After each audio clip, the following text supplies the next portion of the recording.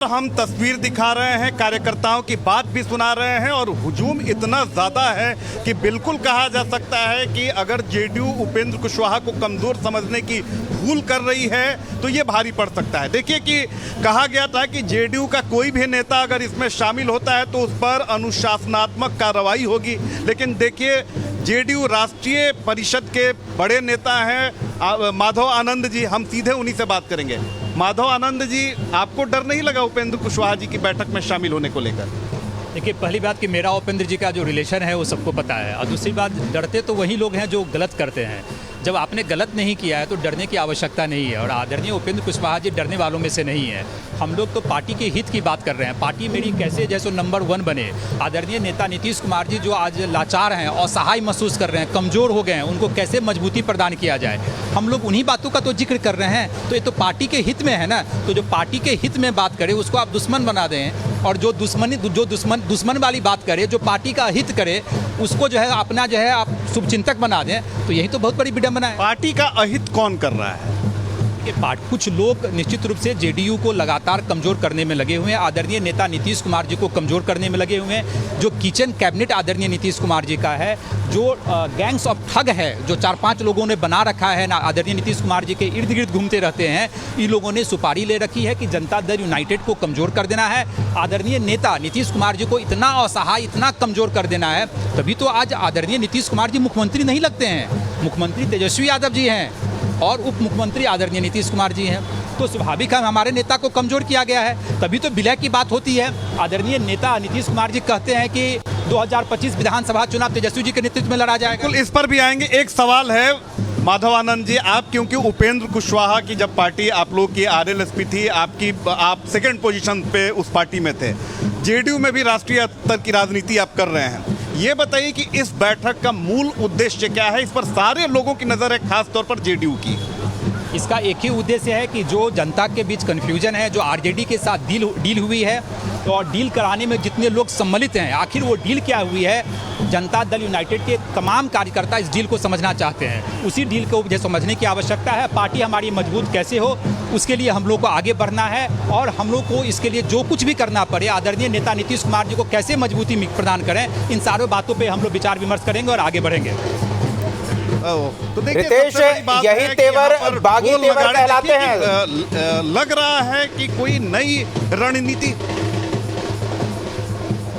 अब बिल्कुल देखिए, सबसे बड़ी बात है कि किसी भी पार्टी में अगर कोई नेता बागी बनता है तो बागी अपनी ताकत इसी तरह से शक्ति प्रदर्शन के जरिए दिखाता है कि देखिए आपने मुझे कमजोर समझने की भूल की और मेरे साथ पार्टी कार्यकर्ताओं का भरोसा है। और देखिए कि उपेंद्र कुशवाहा यहाँ पहुँच गए हैं। सबसे पहले हम तस्वीर अपने चैनल पर दिखा रहे हैं। रितेश, कौन नजर आ रहे हैं, जरा बताएं हमारे दर्शकों को। भीड़ काफी है, यहाँ पहुँचे हुए हैं और कार्यकर्ताओं, सबसे पहले देखिए उपेंद्र कुशवाहा के साथ संगठन से जुड़े तमाम नेता मौजूद हैं। हम सीधी तस्वीरें अपने चैनल पर आपको दिखा रहे हैं, अभिवादन स्वीकार कर रहे हैं। और पार्टी में देखिए कोई विधायक, कोई सांसद अभी दिख नहीं रहा है, क्योंकि कुछ वैधानिक कारण होते हैं, उसकी वजह से वो लोग नहीं दिख रहे हैं। लेकिन एक बात तय है कि इंटरनली इन लोगों का सपोर्ट भी मिला हुआ है, क्योंकि कार्रवाई हो सकती है, उस डर से वो सामने तो नहीं दिख रहे हैं। लेकिन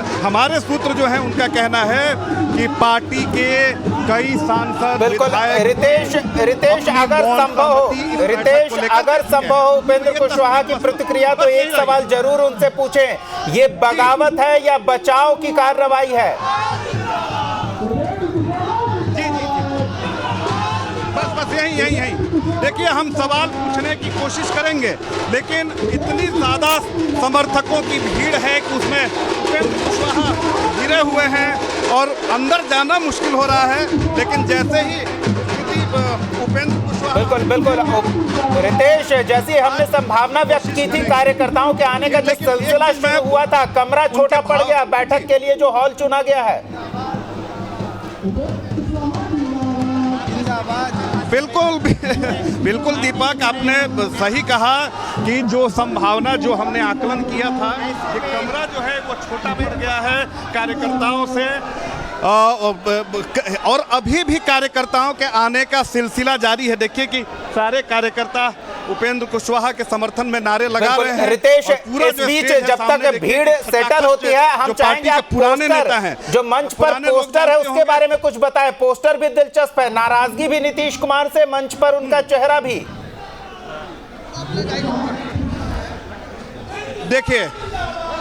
देखिए सबसे पहले तो हम चेहरा दिखा रहे हैं। बिल्कुल। यहाँ पर जॉर्ज फर्नांडिस को इस पोस्टर पे जगह दी गई है, शरद यादव पुराने नेता उन्हें जगह दी गई है, उपेंद्र कुशवाहा जी सामने अभिवादन कर रहे हैं। तो ये सारे जो पुराने नेता समता पार्टी के दौर से यहाँ पर जो जुड़े हुए थे, ये सारे नेता जो हैं, और देखिए मुख्यमंत्री नीतीश कुमार एक तरफ हैं, एक तरफ उपेंद्र कुशवाहा है, यानी नाराजगी मुख्यमंत्री से नहीं बल्कि उनके इर्द गिर्द रहने वाले लोगों से है। साफ तौर पे कार्यकर्ताओं ने उन लोगों का नाम ले लिया। तो उपेंद्र कुशवाहा पुराने नेता हैं, समता पार्टी के दौर से ये पार्टी को चला रहे हैं। इसमें कई पूर्व विधायक भी हैं, जीरादेई के विधायक हैं, ये समता पार्टी के दौर से हैं, माधव आनंद जी हैं, ये तमाम नेता यहाँ मौजूद हैं। और उपेंद्र कुशवाहा के चेहरा को आप देखिए कि एक बार जितेंद्र दिखाएं, जो भाव भंगिमा इनकी है ये बताने के लिए काफ़ी है कि जो उन्होंने रणनीति बनाई है, कार्यकर्ताओं से जो आह्वान उन्होंने किया है, कार्यकर्ताओं ने इनके मान प्रतिष्ठा को रखी और बड़ी तादाद में पहुंचे हुए हैं। ये इनके भाव भंगिमा से चेहरे की जो खुशी है ये बताने के लिए काफ़ी है। तो ये सीधी तस्वीरें हम आपको उपेंद्र कुशवाहा जी की दिखा रहे हैं। हम बात करने की कोशिश भी करेंगे इनसे।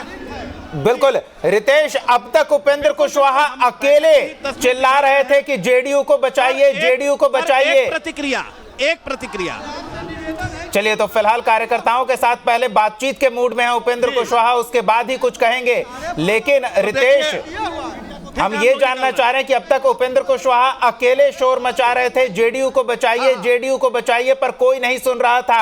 अब ये संख्या काफी बड़ी दिख रही है, अब पार्टी पदाधिकारियों को सुनना ही होगा, क्या लगता है?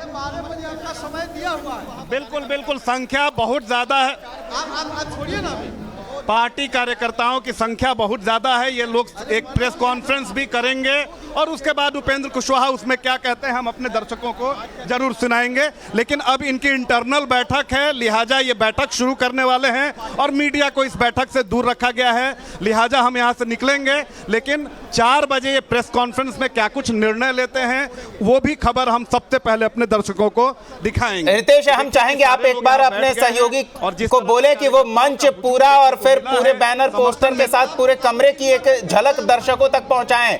कितनी खचाखच भीड़ कार्यकर्ताओं की पहुंची है उपेंद्र कुशवाहा के आह्वान पर। बिल्कुल बिल्कुल बिल्कुल बिल्कुल देखिए कि इतनी ज़्यादा भीड़ है कि यहाँ कैमरा पैन करना भी मुश्किल हो रहा है और हम लोग जा रहे हैं। तो देखिए कि एक बार पैन करके थोड़ा पोस्टर दिखा दीजिए। तो देखिए कि पोस्टर जो है ये बताने के लिए काफ़ी है कि समता पार्टी के दौर को वापस लाना चाहते हैं उपेंद्र कुशवाहा और नीतीश कुमार की नाराजगी मोल नहीं लेना चाहते, लिहाजा नीतीश कुमार जी को बड़ी भूमिका, बड़ी जगह दी गई है। तो अब इस हॉल से देखिए, कन्वेंशन हॉल से लोगों को बाहर निकाला जा रहा है और क्योंकि ये इनकी आंतरिक बैठक है, मीडिया को दूर रखा गया है, लिहाजा अब सारे मीडिया कर्मी जो हैं यहाँ से बाहर निकल रहे हैं। आइए रितेश, आप भी बाहर आए, हम थोड़ी और बातचीत और इन परिस्थितियों को समझने का लगातार प्रयास करेंगे। इस बैठक पर हमारी भी नजर बनी हुई है। हम अपने दर्शकों को बताएं कि बस बैठक शुरू होने को है। ये एक्सक्लूसिव तस्वीरें सबसे पहले न्यूज स्टेट बिहार झारखंड पर दिखा रहे हैं।